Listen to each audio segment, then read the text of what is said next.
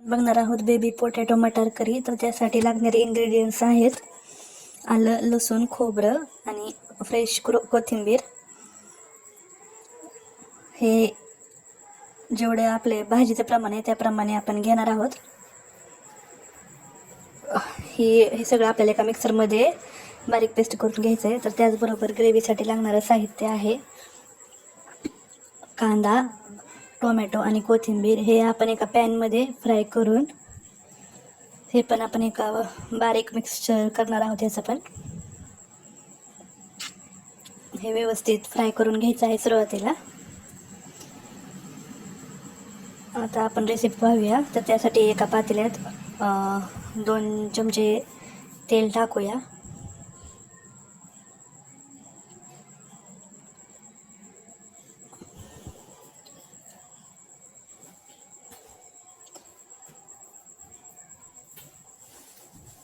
त्यानंतर हे तेल गरम झाल्यानंतर त्याच्यामध्ये आपण मोहरी टाकणार आहोत 1 टेबलस्पून.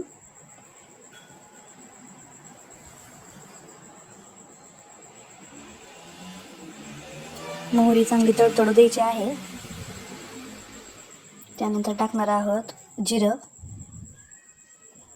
त्याच्यानंतर टाकणार आहोत दालचिनी आणि उंची शहाजिरी थोडी.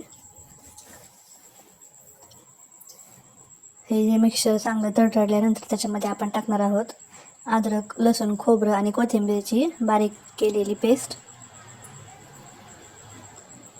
आणि हे चांगलं तेलात एकजीव होईपर्यंत आपण त्याला मिक्स करणार आहोत. त्याच्यानंतर आपण जे कांदा आणि टोमॅटोची जी पेस्ट केलेली आहे ती आपण ह्याच्यामध्ये ॲड करणार आहोत. हे चांगलं आधी मिक्स करून घ्यायचं आहे एकजीव होईपर्यंत.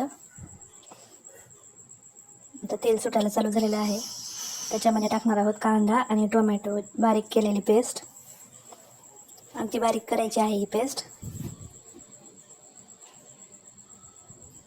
याचं पण तेल सुटेपर्यंत आपण याला हलवणार आहोत.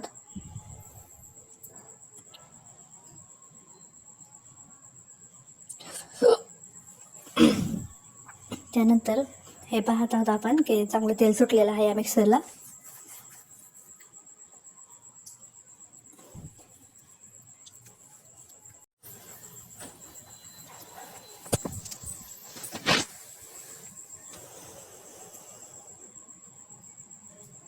आता यामध्ये आपण ॲड करणार आहोत फ्रेश क्रीम.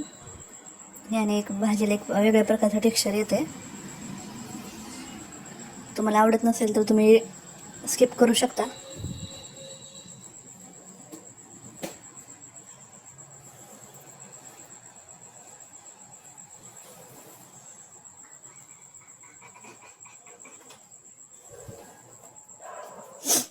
योग्य प्रमाण मिक्स करून घ्यायचं आहे सगळं. त्याच्यामध्ये आपण ॲड करणार आहोत फ्रेश मटार. मटार पण चांगलं मिक्स करून घ्यायचं आहे.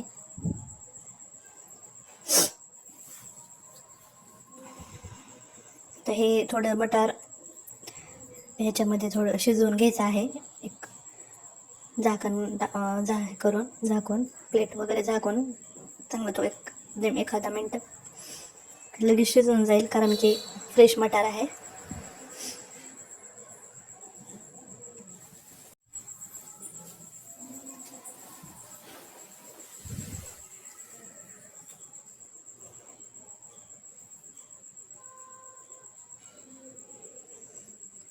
एक साधारण 1 मिनटं मस्तपैकी शिजवून घ्यायचं आहे मसाल्यामध्ये.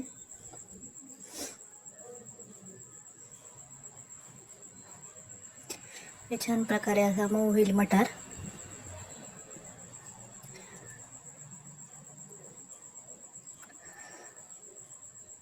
त्याच्यामध्ये आपण टाकणार आहोत एक साधारण 2 चमचे काळं तिखट.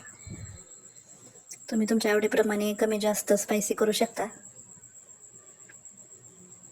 त्याच्यानंतर 1 चमचाभर हळद,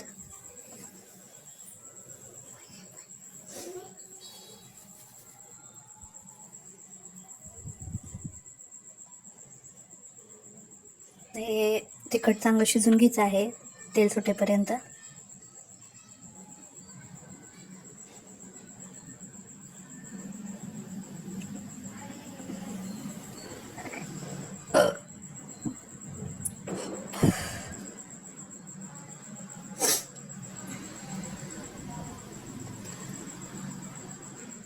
गॅस शक्यतो मीडियम फ्लेमवरतीच ठेवा,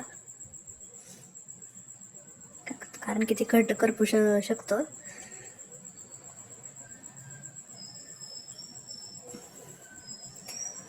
त्याच्यानंतर आपण जे उकडून घेतलेले बेबी पोटॅटो आहेत ते त्यात ॲड करा. मसाल्यामध्ये चांगले मिक्स करून घ्या ते.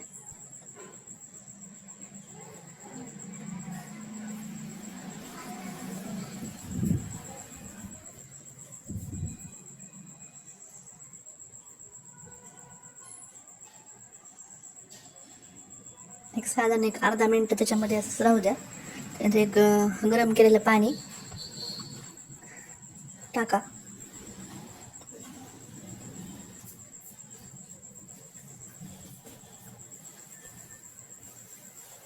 ते चांगलं व्यवस्थित ढवळून घ्या त्यात.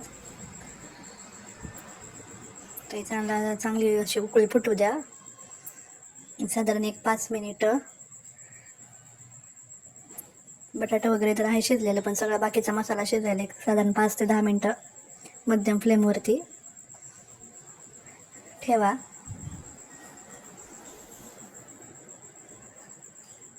चवीप्रमाणे मीठ ॲड करा.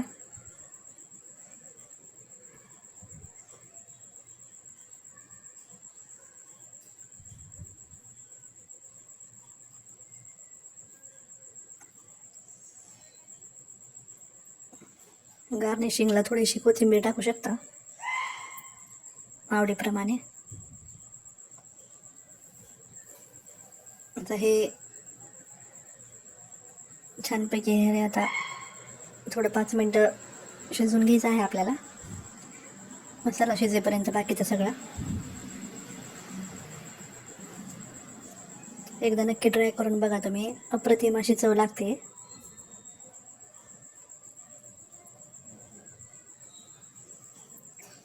ठीक आहे, धन्यवाद.